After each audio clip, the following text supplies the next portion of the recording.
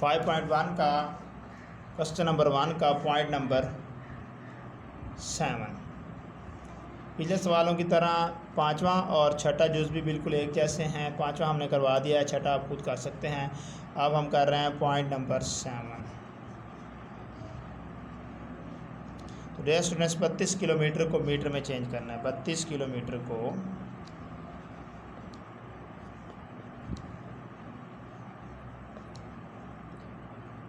Metre में तब्दील करना है।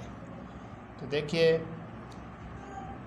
शुरू में जो सवाल था हमारे पास वो था 320 मिलीमीटर को मीटर में, तो अब सेंटीमीटर में था। तो अब यहाँ पर है 32 किलोमीटर को मीटर में, तो 32 किलोमीटर को मीटर में। तो हमें ये पता होना चाहिए कि 1 किलोमीटर में कितने मीटर होते हैं। तो 1 km is equal to 1000 mk, यानी 1 किलोमीटर में 1000 मीटर होते हैं।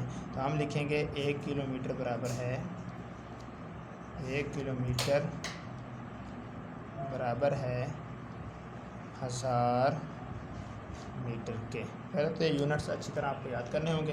तो इसके बाद हम लिख सकते हैं 32 किलोमीटर बराबर है